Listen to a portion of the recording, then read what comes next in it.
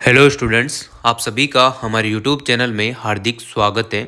आज की इस वीडियो में मैं बताने वाला हूँ बीएड एमएड इंटीग्रेटेड कोर्स वाले जो स्टूडेंट्स हैं सेकेंड ईयर के, उनको फॉर्म फिल कैसे करना है, क्या क्या दिक्कत उनको आ रही है। तो एक बार ये वाली वीडियो देख लीजिएगा, आप लोगों की सारी जो भी दिक्कत है फॉर्म से रिलेटेड, एग्जाम फॉर्म से रिलेटेड, वो क्लियर हो जाएगी। ठीक, तो फटाफट से आप लोग चैनल को सब्सक्राइब कर लें, वीडियो को लाइक कर लें और बेल आइकन जरूर दबा लीजिएगा और वीडियो पूरा देखना। ठीक है, चलो स्टार्ट करते हैं।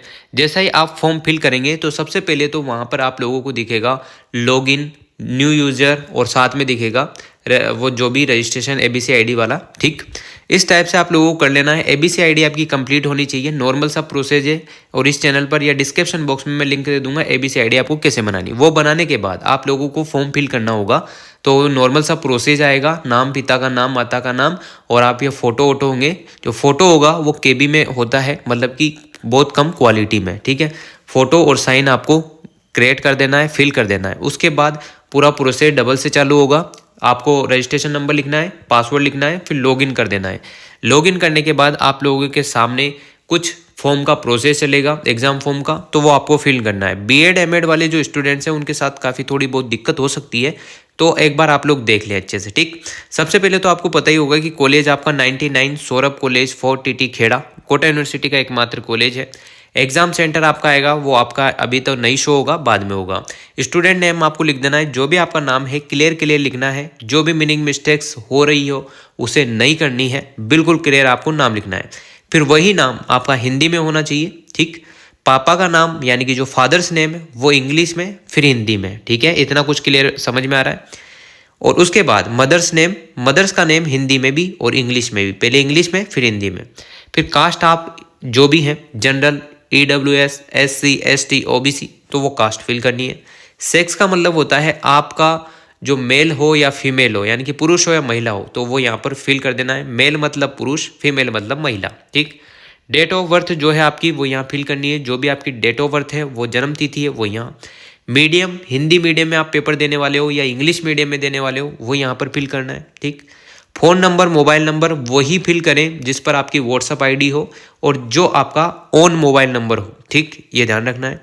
ईमेल आईडी आपको लगानी है, जो भी आपकी ईमेल आईडी है, वैलिड ईमेल आईडी, वो यहाँ पर फिल कर दें। एड्रेस आपका जो भी एड्रेस है वो बिल्कुल परमानेंट एड्रेस जो है वो फिल कर दीजिएगा। ऑलरेडी इनरोल्ड यहाँ पर शो हो रहा है, तो यस आप लोगों ने फर्स्ट ईयर कोटा यूनिवर्सिटी से दिया है, मतलब कि बीएड एमएड फर्स्ट ईयर दिया है, तो यस करना है। ठीक, इनरोल नंबर आपको लिखने हैं।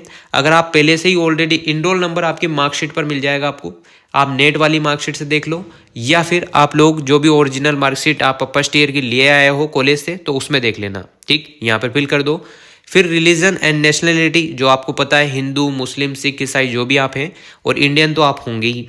अगर इंडिया के बाहर के हैं जैसे बांग्लादेशी, तो एनआरआई वो जो रहता है वो लिखना है, नहीं तो आप ज़्यादातर इंडियन ही हो, नॉर्मल सी बात है। फिर देखो roll number, class and year of last exam appeared in this university. तो लास्ट एग्जाम आपने कौन सा दिया था वो फिल करना है। तो लास्ट एग्जाम आपने बीएड एमएड फर्स्ट ईयर का दिया था, पहले रोल नंबर उसके लिख दें, क्लास लिख दें, और ईयर जो भी है 2023 है तो 2023 जो भी है ना। सिग्नेचर और फोटो आपका अपलोड जो आप करोगे वो यहाँ पर इधर की साइड शो हो जाएगा। फिर देखो जो भी आपकी एग्जामिनेशन फीस है, जैसे कि 3615 शो हो रही है, तो यही होगी अभी भी। डिपॉजिट यहाँ पर जो आपके रेफरेंस नंबर है वो आ जाएंगे, ट्रांजेक्शन नंबर आ जाएंगे और डेट आ जाएगी। ठीक, जब भी आप पेमेंट करेंगे।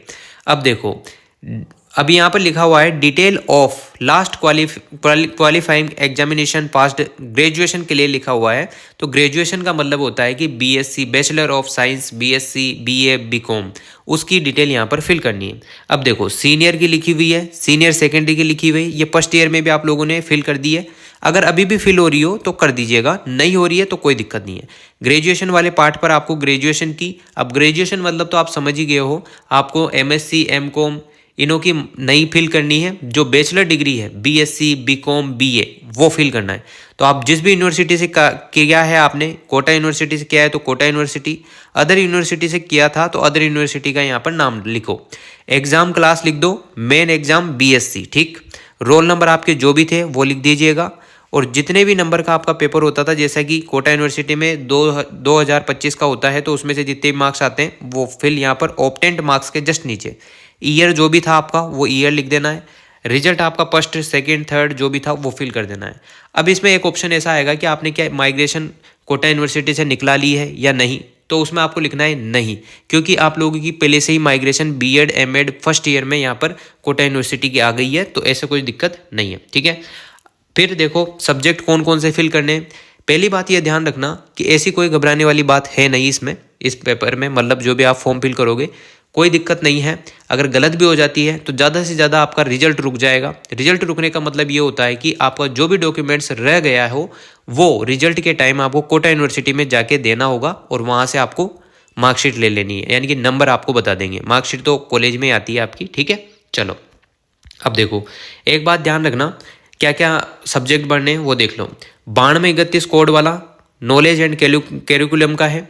अब बहुत सारे स्टूडेंट 2-2 बार आ रहे हैं तो चौंक जा रहे हैं कि सर 2-2 बार आ रहे हैं। ऐसा कोई दिक्कत नहीं है, 2 बार ही आते हैं, नॉर्मल सा प्रोसेस है। 92-31 कोड का, 92-32 जो असाइनमेंट फॉर लर्निंग है वो वाला फिर करना है।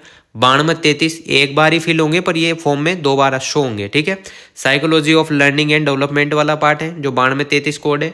92-34 कोड वाला है मेथोलॉजी ऑफ एजुकेशनल रिसर्च वाला पार्ट। ठीक, 92-36 है जो एरिया बी है सेकेंड एजुकेशन का। 92-38 है जो गाइडेंस एंड काउंसलिंग का है।